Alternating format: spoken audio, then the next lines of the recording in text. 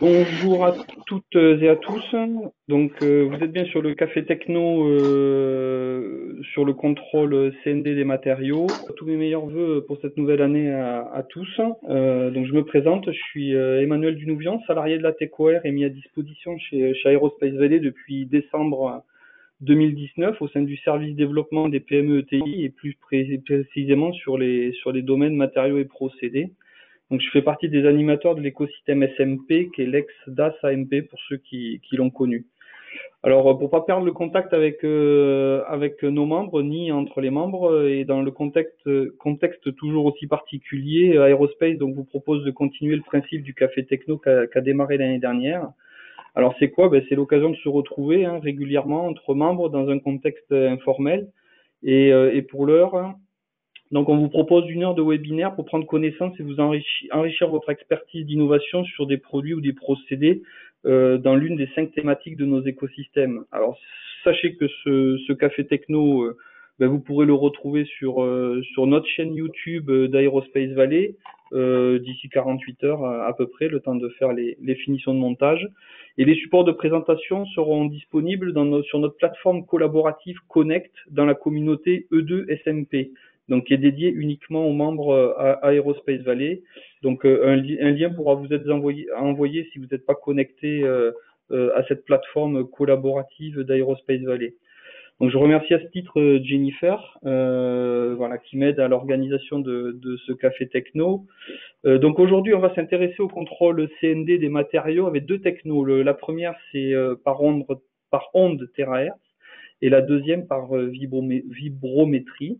Pardon. Donc on va commencer par le terahertz. Ce contrôle non destructif est une technologie qui permet de mesurer en continu à haute cadence sur 100% des produits la qualité interne de matériaux non métalliques, céramique, polymère, élastomère. Donc cela s'appuie sur l'imagerie et la mesure d'épaisseur multicouche dans le volume intérieur des matériaux. Donc aujourd'hui, c'est Sabri Benkemis, ingénieur commercial de la société Terracalis, qui est basé à Montpellier, qui va nous présenter ce principe. Et ensuite, on abordera la vibrométrie, le laser Doppler. Donc ces moyens fabriqués par Polytech sont définis comme la norme reconnue à l'échelle mondiale pour la mesure de vibration sans contact. Leurs appareils peuvent être utilisés pour examiner des objets de taille très différentes. Ça va de la carrosserie automobile jusqu'à des pièces aéronautiques, moteurs, bâtiments, jusqu'à des plus petites micro-machines composant de disques durs. Donc, ça sera Iman Zougar, ingénieur application, assisté par Laurent Melin, président de la société Polytech, éventuellement pour répondre aux questions. Donc, chacun d'entre eux vont vous présenter leur principe de fonctionnement avec des exemples concrets. C'est le principe pour mieux vous projeter par rapport à vos éventuels besoins. Alors, n'hésitez pas à leur poser des questions. Donc, ils vont avoir 20 minutes de présentation chacun pour chaque procédé. Vos micros sont fermés. Vous pouvez poser vos questions par écrit sur la colonne de droite. Il y a un petit point d'interrogation et vous écrivez votre question. Je la lirai à la fin, après la deuxième présentation, et nos intervenants prendront le quart d'heure restant pour y répondre. Voilà, j'ai suffisamment parlé, donc je laisse la parole à Sabri. Bonne conférence à vous. Merci Emmanuel. Donc, hop. Voici la présentation de Terracalis et de la technologie donc Terahertz que nous développons.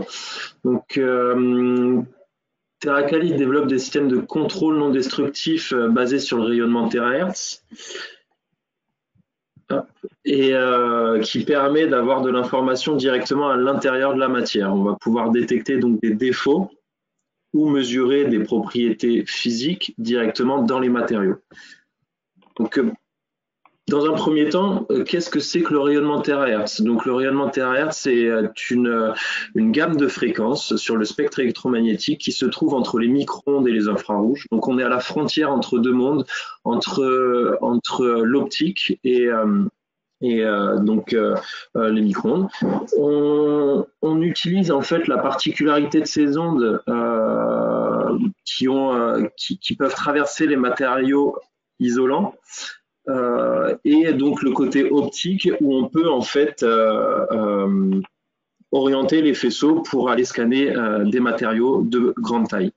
Donc ces rayonnements sont des rayonnements non ionisants, donc pas dangereux pour le corps, pénétrant, comme je l'ai dit, dans des matériaux non conducteurs.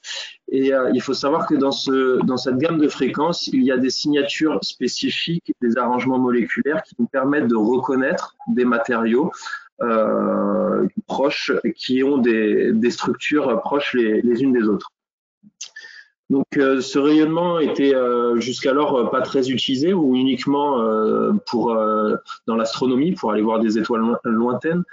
Et aujourd'hui, donc ça fait maintenant 8 ans, TerraCalis travaille sur ce domaine et permet d'avoir des instruments de mesure compacts et rapides pour aller détecter des défauts dans l'industrie. On se sert de ces capacités de pénétration pour aller voir des défauts dans l'industrie. Un autre point sur cette diapositive, c'est qu'on est entre l'infrarouge et les micro-ondes, donc on a des longueurs d'onde de l'ordre du millimètre, donc on va avoir des résolutions dites millimétriques, on va être autour du millimètre, on peut descendre en dessous de du millimètre jusqu'à quelques centaines de microns, et on a une très bonne sensibilité de détection dans les matériaux donc isolants. Voici ici les différents types de familles de matériaux que l'on peut étudier. Donc, vous voyez dans le cercle vert les matériaux donc, qui sont non conducteurs. Donc, on va très bien traverser des mousses, des polymères, des céramiques, des composites. Et tous les matériaux qui se trouvent dans la famille qui est entourée en gris, donc là on va avoir beaucoup de mal à les traverser. Donc vous avez sur le côté donc les limites en fait de la technologie, car on ne peut pas traverser le métal. Le métal est un miroir quasi parfait, mais on s'en sert très bien. En fait, on s'en sert très bien pour détecter le métal derrière un matériau isolant. Si vous avez une pièce collée sur une partie métallique, ça va être très évident pour nous d'aller étudier la pièce collée, étudier l'interface de collage pour faire réfléchir le faisceau sur la partie métallique. Donc le métal, on ne peut pas le traverser, mais on s'en sert pour nos études. Donc bonne détection et bonne détection des interfaces collées sur du métal. De la même façon, sur l'eau et les liquides polaires, on va avoir beaucoup de mal à les traverser. L'eau et les liquides polaires en général absorbent le rayonnement. Et de la même façon que le métal, ça va être plutôt efficace pour nous de détecter de l'eau dans un matériau non conducteur. Donc bonne détection de l'eau. On peut aller réaliser des études de taux d'humidité dans la matière jusqu'à un certain seuil d'eau dans le matériau. On va pouvoir voir le taux d'humidité qu'il y a, faire du suivi de séchage, faire du contrôle en fait de votre process de fabrication. Donc lorsqu'il y a du séchage. Enfin, troisième limite, ça va être sur le carbone. Le carbone est absorbant. On retrouve beaucoup de carbone dans les composites aujourd'hui. Donc le carbone va absorber le rayonnement. Donc dès qu'il y a un mèche de carbone, ça va être très compliqué pour nous de le traverser. En revanche, si les fils sont alignés de manière unidirectionnelle ou si on vient rajouter des charges de carbone dans un polymère, on va pouvoir mesurer ce taux de charge, par exemple comme l'eau, donc contrôler en fait votre fonctionnalisation de votre matériau. Donc voilà, on a une très bonne pénétration dans les matériaux isolants, moins dans les matériaux conducteurs. On a une forte sensibilité de détection dans les matériaux que l'on traverse. Donc aujourd'hui, on utilise les méthodes de contrôle non destructif dans l'industrie et notamment donc le TRS. On veut s'en servir pour deux choses. Donc la première chose, c'est apprendre à mieux connaître les nouveaux matériaux qui sont développés. Donc, on accélère en fait la compréhension on permet une meilleure compréhension des matériaux qu'on développe pour accélérer l'introduction à l'innovation dans l'industrie. Donc ça, c'est un premier point. Un second point, c'est que on permet aujourd'hui de faire un contrôle en ligne ou sur site de manière rapide et sur 100% des produits. Et donc, le contrôle non destructif aujourd'hui on permet de l'intégrer directement sur la ligne de fabrication pour qu'il soit réalisé en temps masqué sur la production.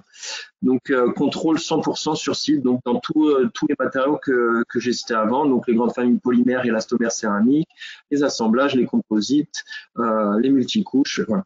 Donc ça, c'est les deux objectifs aujourd'hui de TerraCalis et de l'utilisation du contrôle non destructif en général, parce que on utilise de plus en plus des systèmes robotisés pour aller inspecter des pièces de grande taille, par exemple, ou aller vite sur des lignes de production. On peut y ajouter aussi du soft et notamment de l'intelligence artificielle pour aller augmenter la compréhension et l'apparition des défauts dans certains process de fabrication. Donc aujourd'hui, on est vraiment dans cette dynamique-là et j'allais dire, c'est un petit peu l'adage de tout ce qui se fait aujourd'hui dans l'industrie 4.0 et autour des systèmes CND en général. Donc le TRS, on est aussi dans cette dynamique.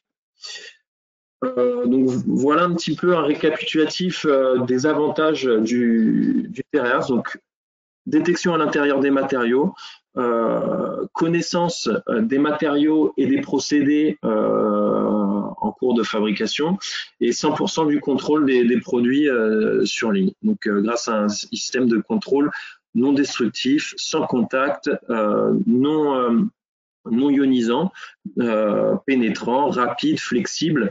On a des systèmes qui sont aujourd'hui portables ou transportables pour que les opérateurs puissent l'utiliser sur site.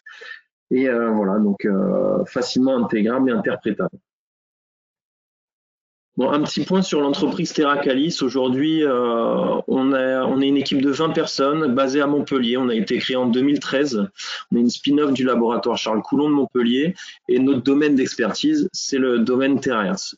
Notre cœur de métier, c'est de réaliser des systèmes sur la base du rayonnement terahertz. On peut travailler aussi en collaboration R&D avec les industriels justement pour les faire monter parfois en connaissance sur leurs procédés ou sur leurs nouveaux matériaux. Et on a une plateforme d'analyse sur laquelle on peut réaliser des prestations de services, des études de faisabilité ou de concept. Voici quelques instruments de mesure disponibles sur notre plateforme d'analyse. Donc, on a accès à de la mesure d'épaisseur, à de la spectrométrie, à de l'imagerie 2D ou 3D et de la polarimétrie. Dans notre équipe, on a 5 personnes dédiées au développement logiciel qui peuvent réaliser donc nos softs et faire de la simulation pour tout ce qui est modélisation, interaction de matière. Alors le rayonnement terahertz, vous avez vu que c'est une large gamme de fréquences sur le spectre électromagnétique. Donc on ne réalise pas que de l'imagerie ou que de la détection de défauts à travers les matériaux. Disons que c'est un des objectifs, mais on a différents moyens pour arriver à cet objectif. On n'a pas juste une façon de le faire. Et aujourd'hui, chez TerraCalis, on a développé différentes compétences et savoir-faire autour de ces détections de défauts ou mesures de propriétés physiques dans la matière. Donc, comment ça fonctionne? On a un système dit actif, avec une source et un détecteur. On peut se positionner dans deux modes. Le mode transmission, avec l'échantillon entre la source et le détecteur, et en mode réflexion, avec les deux éléments de chaque côté pour aller réaliser une mesure en réflexion. Ensuite, nous, notre objectif et les compétences qu'on a développées nous permettent de développer des systèmes dédiés en fonction de l'application. Donc, on va jouer sur la puissance des sources, la longueur d'onde des sources, la rapidité du détecteur, si on va utiliser un monopixel, multipixel, si on va designer aussi le système optique pour avoir telle ou telle résolution. Donc, il faut prendre conscience qu'on développe des systèmes dédiés à une application bien particulière. Une fois qu'on a tous ces éléments-là, on va faire varier différentes variables et différents paramètres qui vont nous permettre de remonter aux grandeurs physiques que l'on souhaite mesurer ou aux défauts que l'on souhaite détecter. Donc, nos équipements se reposent sur 4 principes. Donc le premier, je les énumérer très rapidement et de manière vulgarisée, je vais dire. Et le premier principe, l'atténuation de la fréquence dans la gamme THz. Donc, c'est-à-dire que lorsqu'on va envoyer l'onde à travers le matériau, l'onde va s'atténuer en traversant le matériau. Donc ça va nous permettre de faire de l'imagerie.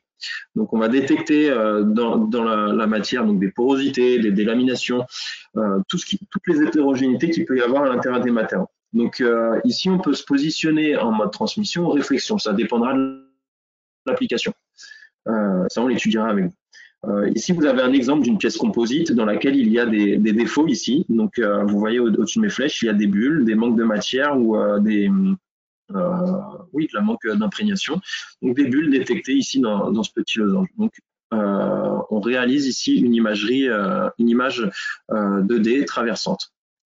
Le second principe, dans la gamme de fréquences THz, il y a une résonance au niveau moléculaire. Les molécules vont vibrer d'une certaine manière. Ça va nous permettre de reconnaître des matériaux assez proches chimiquement les uns des autres. Donc en fait ici, ça va être le principe de la spectroscopie. On va pouvoir réaliser en fait la caractérisation de la structure interne du matériau, tout ce qui va être cristallinité, polymérisation, reconnaître des matériaux avec des agencements proches les uns des autres, détecter de l'eau, ce genre de choses. Donc ici, vous avez un exemple d'étude sur du suivi de polymérisation sur des polymères que l'on peut réaliser grâce à cette méthode. Donc là, on va faire de la spectroscopie. Troisième principe, l'activité optique. Très grossièrement, en fait, on va mesurer la différence de l'angle incident de polarisation de l'onde et de l'angle transmis. Et donc, ça va nous permettre de remonter à tout ce qui est anisotropie de la matière. Et par exemple, dans un matériau composite chargé de fibres composites, on va pouvoir identifier l'agencement des fibres, l'arrangement des fibres, donc le taux d'alignement privilégié des fibres et l'orientation privilégiée des fibres. Ça, c'est un exemple. Mais on peut aussi faire de la mesure de stress interne, par exemple, avec cette méthode. Et le quatrième principe, ça va être le temps de vol pour faire de la mesure d'épaisseur, de revêtement. Donc, ce qui est intéressant en THz, c'est qu'on peut faire du monocouche, du multicouche, travailler sur des substrats métalliques ou composites. Aujourd'hui, c'est une problématique dans l'industrie, faire de la mesure sur tout type de substrat, par exemple. Donc ça, c'est possible en THz. On va descendre jusqu'à des mesures d'épaisseur de l'ordre de 5 à 10 microns, et on peut aller mesurer des épaisseurs beaucoup plus importantes en fonction des matériaux que l'on traverse. Donc ça dépendra des matériaux à traverser. Par exemple, dans le domaine THz, les élastomères sont des matériaux très transparents. On peut imaginer traverser et mesurer des épaisseurs de quelques dizaines de centimètres. Voilà. Voilà pour les principes. Et c'est grâce à ces méthodes de mesure, on va pouvoir détecter différents types de défauts. Donc, dans un matériau monolithique, ça va être des cracks, des particules étrangères, des porosités, de la détection d'eau, de présence d'eau, différence de densité, cristallinité. On va pouvoir suivre les degrés de polymérisation aussi. Dans un matériau composite, on va retrouver les mêmes types de défauts que dans un monolithique, mais en plus, dans la fibre, dans le renforcement, on va pouvoir détecter des cassures de fibres, mesurer des densités de fibres, s'il y a des amas de fibres à un endroit, déterminer leur alignement ou leur orientation, s'il y a des manques d'imprégnation à un endroit, et puis les fameuses délaminations. Et enfin, dans les matériaux collés, on va pouvoir détecter les mêmes types de défauts dans les deux matériaux que l'on colle, et ainsi que dans le cordon de colle. Donc voilà. Voilà un petit peu l'étendue des choses que l'on peut détecter dans les matériaux, et un point sur les secteurs à adresser. Donc le domaine THz, vous voyez qu'il y a beaucoup de possibilités, et on peut adresser différents secteurs d'activité, que ce soit le spatial, l'aéronautique, les énergies renouvelables, l'automobile, et aussi donc tout ce qui va être agroalimentaire ou pharmaceutique. Donc il y a un large éventail d'applications et que l'on peut couvrir grâce à cette technologie. Alors, j'ai essayé de vous montrer ici quelques exemples, nous, d'applications qu'on a couverts ces 8 dernières années. Donc, comme je disais tout à l'heure, on peut détecter des défauts structurels à l'intérieur de la matière. Donc là, dans un composite, c'est le même échantillon que tout à l'heure, on trouve des manques de matière, des défauts ici. Le cordon de contrôle, le contrôle de cordon de colle, pardon, où on vient regarder en fait s'il y a des manques de matière, s'il y a des interruptions, contrôler les dimensions et essayer de détecter les défauts cohésifs. Ensuite, on peut regarder aussi sous des emballages ou sous des revêtements, si par exemple votre pièce a toujours une bonne intégrité, s'il n'y a pas de départ de corrosion sous un revêtement de peinture par exemple, s'il y a des éléments qui manquent sous un packaging en carton. Ce genre de choses. Pardon.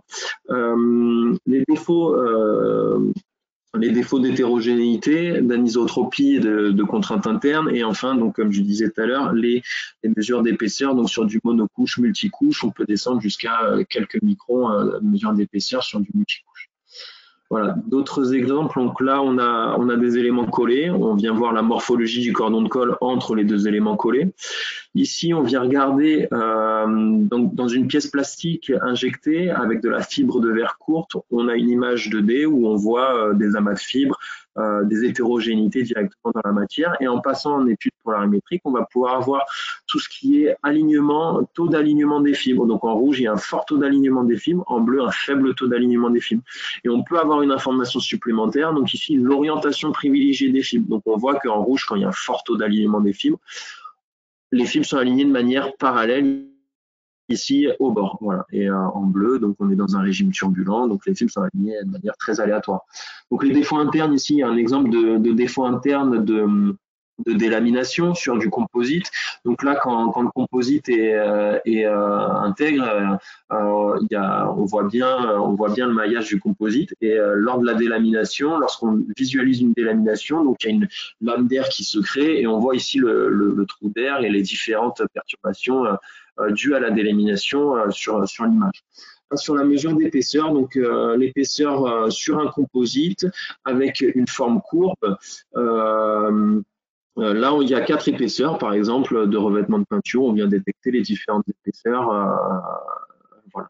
Ensuite, un moyen aussi intéressant de contrôle nous permet d'avoir la localisation précise du défaut dans l'épaisseur. C'est-à-dire que vous allez détecter un défaut en XY et on va pouvoir descendre dans l'épaisseur pour vous dire exactement sa position en Z. Par exemple, si on détecte une délamination dans un composite, on va pouvoir savoir à quel pli se trouve la délamination. Et puis, comme ça, on peut réparer de manière très optimisée la pièce composite délaminée. D'autres exemples, bon, je vais passer très rapidement parce qu'on en a vu plusieurs. Donc, défauts sous packaging, stress interne, détection d'eau, d'alignement de fibres, porosité. Voilà.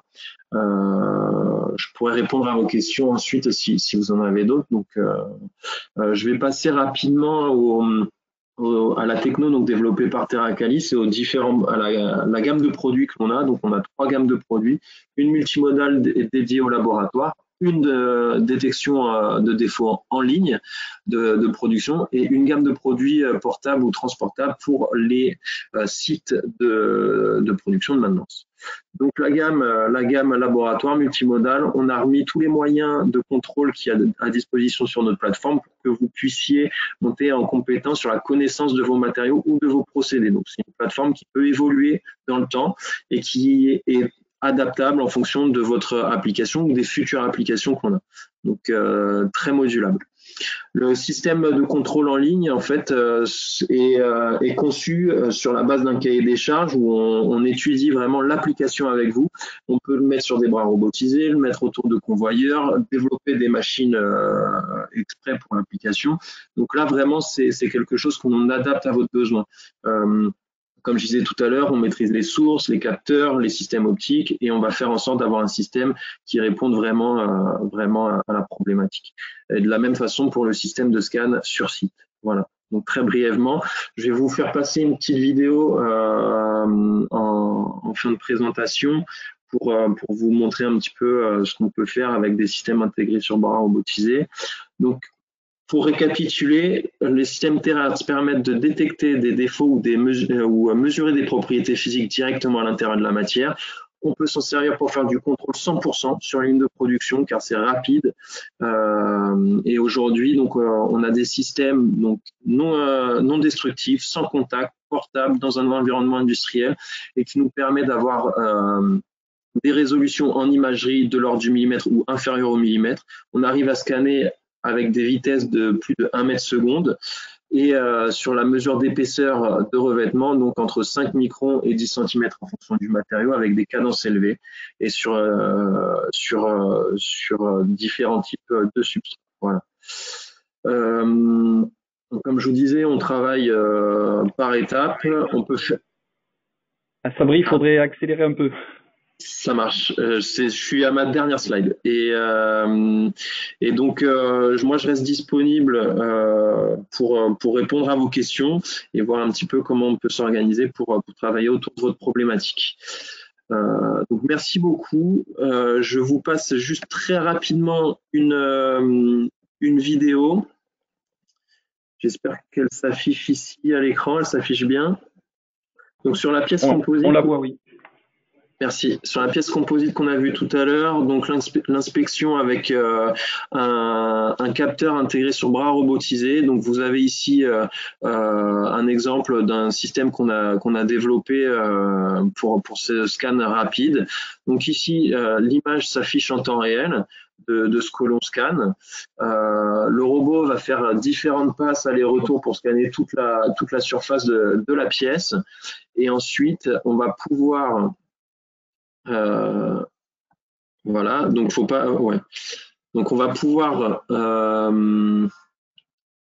reconstruire l'image, voilà, pour ensuite faire ressortir, l'analyser, faire ressortir les défauts que l'on a détectés. Voilà, ça c'est un exemple d'application. Il y en a plein d'autres. Donc je vous remercie et je suis disponible pour répondre à vos questions. Voilà, merci. Merci Sabri. Donc on répondra aux questions après la présentation de Polytech. On bascule sur la présentation d'Iman Zouga et on se retrouve tout à l'heure pour les questions. Bonjour tout le monde, j'ai juste une question. Est-ce que vous voyez bien ma présentation? Très bien Iman, merci. Merci beaucoup. Donc Monsieur Dinovion qui m'a déjà présenté. Donc je m'appelle Iman Zogar et je suis ingénieur application chez Polytech. Donc aujourd'hui, je vais vous présenter la vibrométrie laser, donc une solution pour le contrôle non destructif. Donc mon sommaire, elle est comme suit. Hop.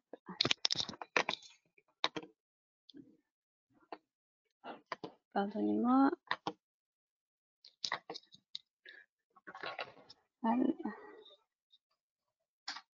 Donc mon sommaire est comme suit. Donc je vais vous présenter rapidement la vibrométrie laser parce que la plupart ne connaissent pas le principe de fonctionnement d'un vibrométrie laser.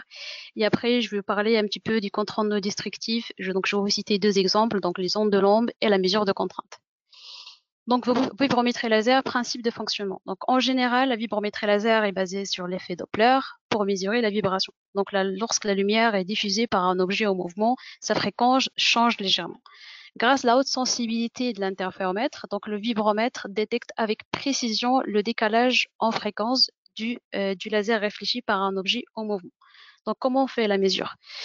Donc nous avons un interféromètre qui va diviser le faisceau en deux faisceaux de mesure. Donc le premier faisceau, c'est le faisceau qu'on appelle le faisceau de référence qui est dirigé directement sur un photodétecteur.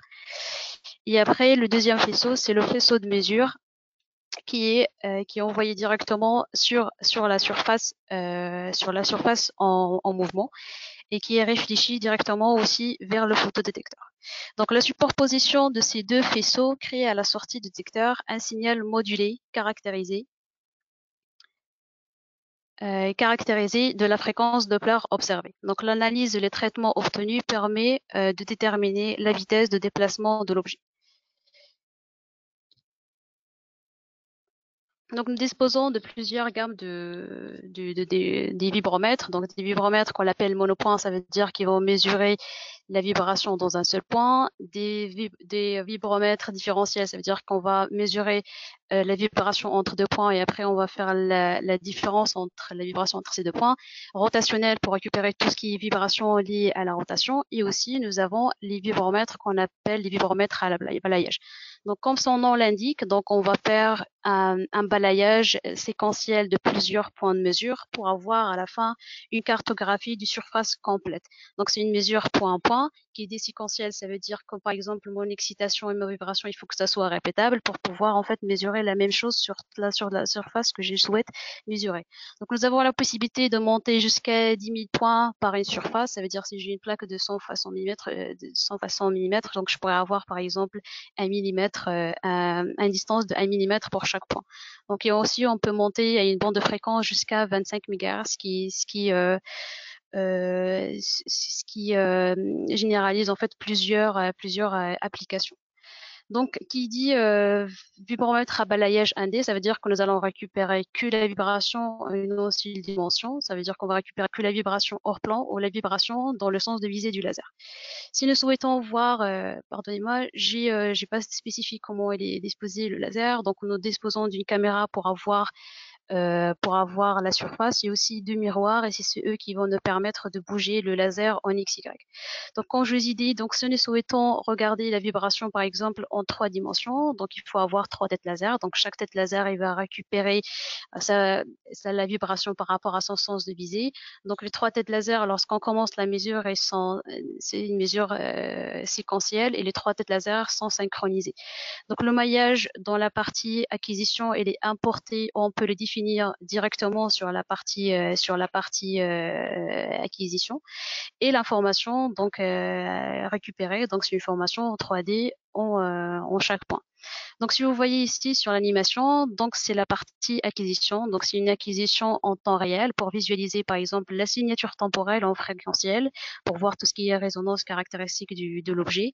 Donc, si on fait une mesure complète, donc on pourrait voir la déformée de l'objet qui peut être animée et visualisée en couleur et en 3 dimensions pour une meilleure compréhension de la réponse vibratoire du système complet.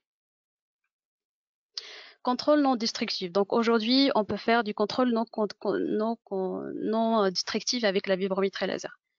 Donc, utilisation de PSV, elle est connue sur la plupart des structures que c'est utilisé pour tout ce qui est conditions stationnaires, ça veut dire des conditions qui sont répétables.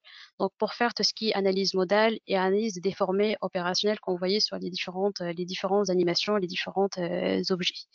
On peut aussi les tous efforts sur la partie conditions transitoires, ça veut dire les conditions qui ont un taux d'amortissement ou un temps de relaxation, comme par exemple une propagation d'ondes sur une surface. Si nous arrivons à rendre ce transitoire répétable, nous pourrons faire une mesure avec le PSV. Et comme vous voyez sur l'animation à droite, donc on arrivons en fait à voir l'évolution de ces ondes sur toute la surface. Donc, ce que vous voyez ici, donc c'est une mesure temporelle avec une signature que vous voyez sur le signal que vous voyez au-dessus, c'est une mesure temporelle pour un seul point. Ça veut dire si je déplace par exemple mon curseur sur différents points, je vais avoir différentes retours et réponses de chaque point. Donc, pourquoi on fait des détections des défauts? Donc, comme vous le connaissez aujourd'hui, donc on cherche toujours en fait de chercher les matériaux qui sont légers et qui vont nous permettre après d'avoir des structures légères comme des avions légers. Donc, ça fait un moment qu'il y a des projets pour tout ce qui est utilisation des matériaux composites parce qu'ils ont plusieurs caractéristiques, ils sont des multicouches légères, durables, mais leur inconvénient, ils sont sensibles à beaucoup de types de défauts par rapport à ceux de métaux. Donc, on peut trouver des défauts comme la délamination, séparation des couches, défaut de liaison des couches, etc. Donc, avec le PSV, nous arrivons à révéler en fait ces différentes défauts qui peuvent être touchés par ces matériaux composites. Donc, comment on va faire? Donc, ce que vous voyez ici, donc c'est une plaque composite qu'on va exciter avec un sinus burst ou bien un sinus balayé. Et là, on a fait une sorte de défaut artificiel. Donc, vous voyez quand l'onde, je sais pas pourquoi ça relance pas. Juste faire un petit retour en arrière. Donc, si vous regardez la visualisation de l'onde, donc une fois qu'il arrive sur la partie de défaut, donc il change sa direction et ça nous permet de savoir exactement où il se place le défaut. Donc, si je fais une capture d'écran sur la surface, donc ici, ça se trouve mon défaut. Donc, je vois que mon onde a changé, mon longueur d'onde a changé à fur et à mesure quand il s'est rapproché à mon défaut. Donc, ce qu'on les appelle les anomalies montrent les défauts. Donc, avec le PSV, on a la possibilité de regarder tout ce qui est mouvement dans le plan et le mouvement hors plan. Donc, tout dépend de quel système nous avons utilisé. Par exemple, si on est intéressé par regarder tout ce qui se passe, par exemple, dans hors plan, donc on a besoin qu'une seule tête laser, donc ça sert à rien d'utiliser les 3 têtes laser. Si ce qui nous intéresse, qui se trouve dans le plan et hors plan, donc il faut les 3 têtes laser pour une tête laser qui va récupérer tout ce qui se passe hors plan et les 2 autres, ils vont récupérer ce qui se passe dans le plan. Et comme ça, nous aurons une vue et une animation 3 dimensions et aussi nous arrivons à voir ce qui se passe dans les 3 dimensions. Donc ici, je vous ai montré un petit exemple sur un échantillon inésiotrope. Donc pour vous montrer la capacité d'une mesure vibratoire avec PSV. Donc là, j'ai une composante dans le plan et le composante hors plan. Donc là, l'exemple montre exactement quand là, par exemple, une composante dans le plan. Donc on a une amplification de l'onde sur toute la surface. Et lorsqu'on a une composante en plan, donc on a une atténuation de l'onde sur toute la surface. Et ça permet, par exemple, de comparer les composantes dans le plan et hors plan.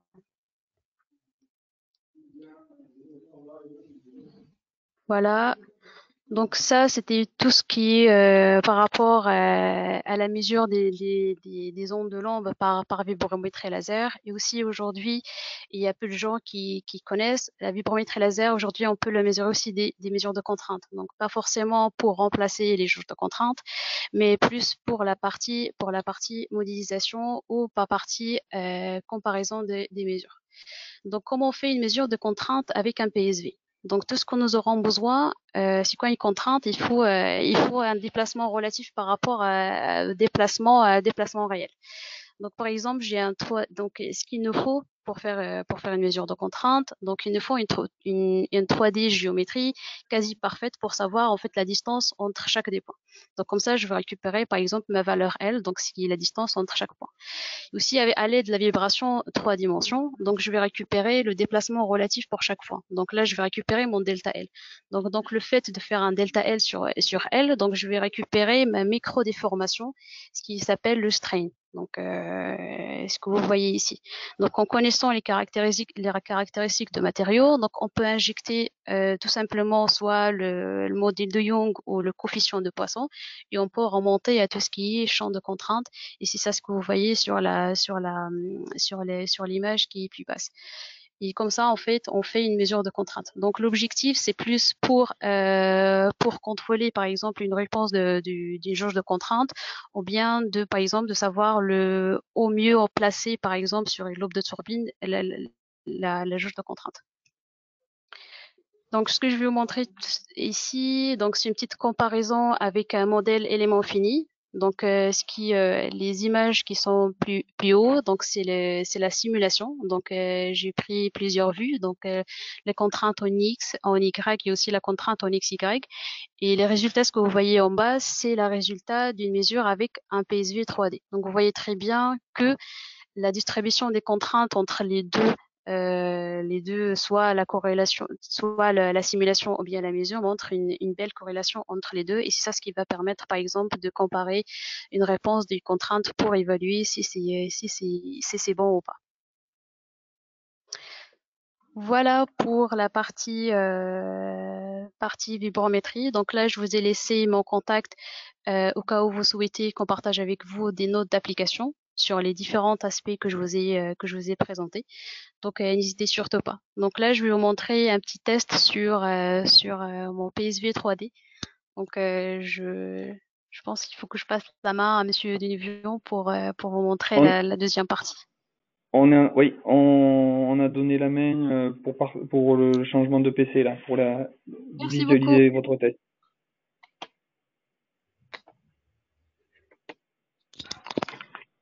Donc là, on voit la vidéo de votre plan de travail de test.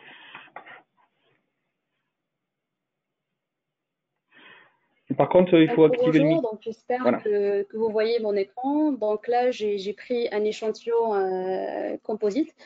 Donc là, ce qu'on fait, donc on va faire un maillage pour faire une mesure point par point. Donc là, j'ai mon piezoélectrique, donc je vais envoyer une excitation sinus pulse, donc c'est sinus fenêtré. Pourquoi un sinus fenêtré? Pour limiter en fait l'énergie envoyée au départ. Et la distance entre les points, ça dépend en fait de la longueur d'onde que je cherche à voir sur ma pièce par exemple. Donc je vais vous montrer si je lance l'acquisition.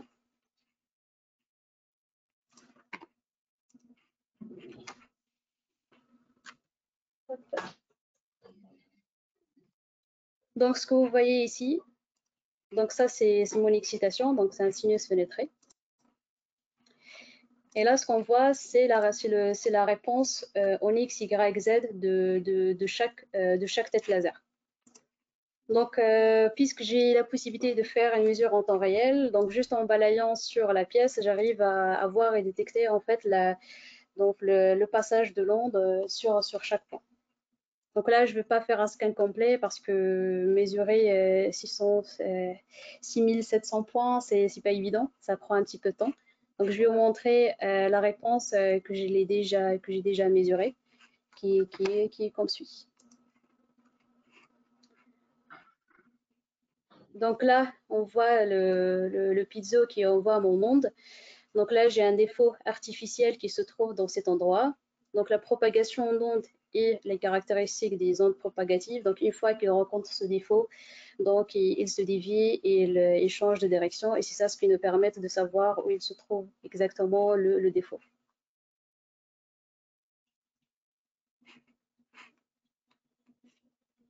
Donc voilà pour moi. Donc si vous avez des questions, n'hésitez pas. Merci. Merci Iman. Alors, pour l'instant, j'ai deux questions. Alors, une première question, alors qui concerne plus Sabri.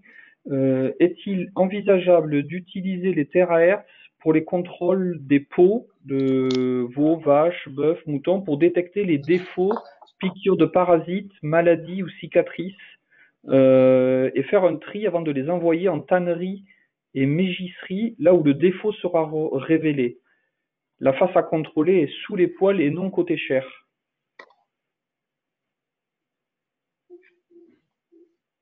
Sabri? Ah, voilà, mon son a été réactivé. Oui.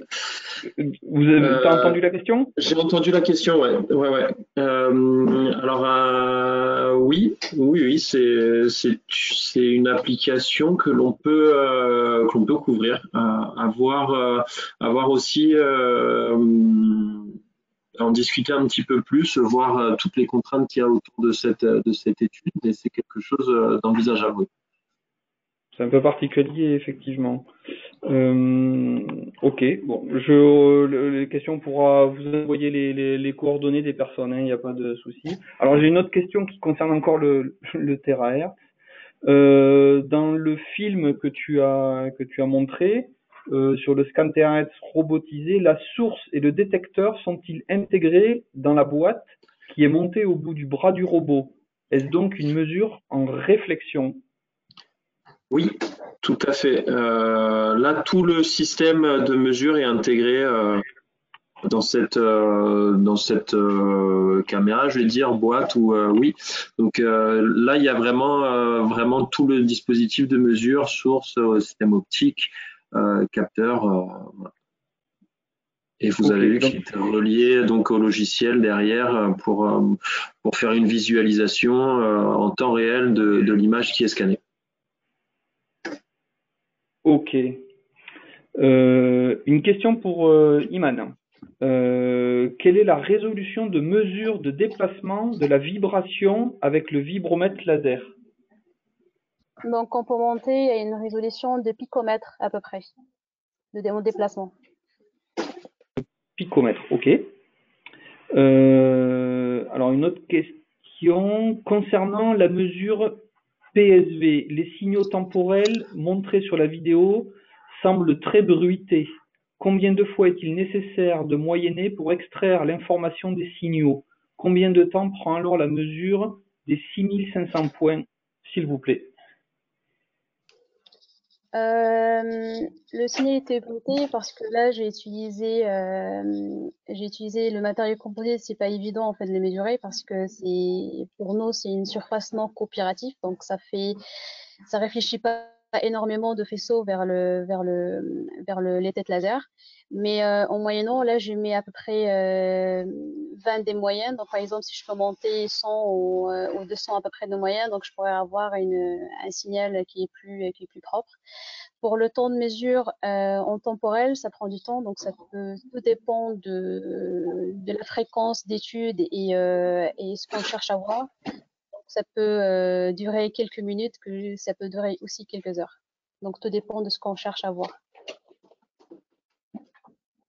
Ok. Peut-on revenir à des infos plus précises concernant le défaut interne à partir des figures de diffraction des ondes de Lamb, par exemple la forme du défaut?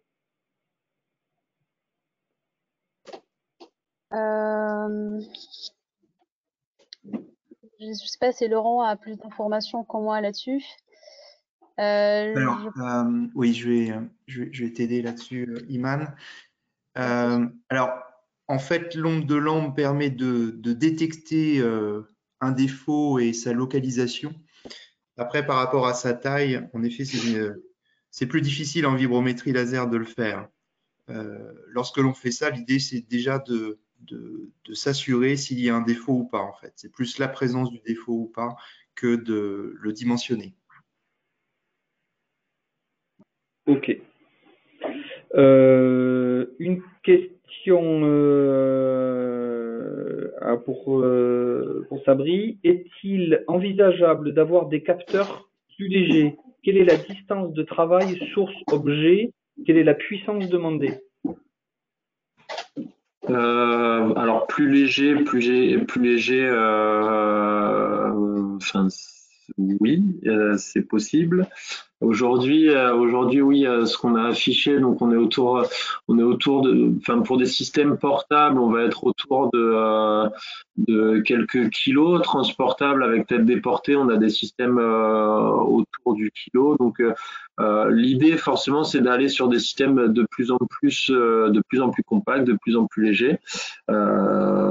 Et ensuite, pour répondre à votre question, il faudrait que j'ai un peu plus de détails, mais voilà, l'idée c'est vraiment de rendre tout ça plus compact et plus léger en effet.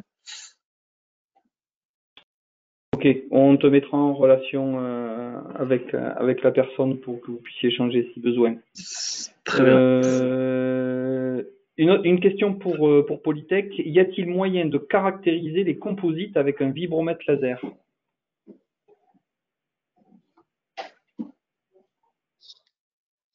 Non, je pense pas, mais je pense qu'on a un autre moyen pour caractériser les matériaux composés, si je me trompe pas, la topographie, Laurent. Oui, en fait, tout dépend ce qu'on entend dans caractériser. On peut caractériser l'état de surface d'un composite, par exemple.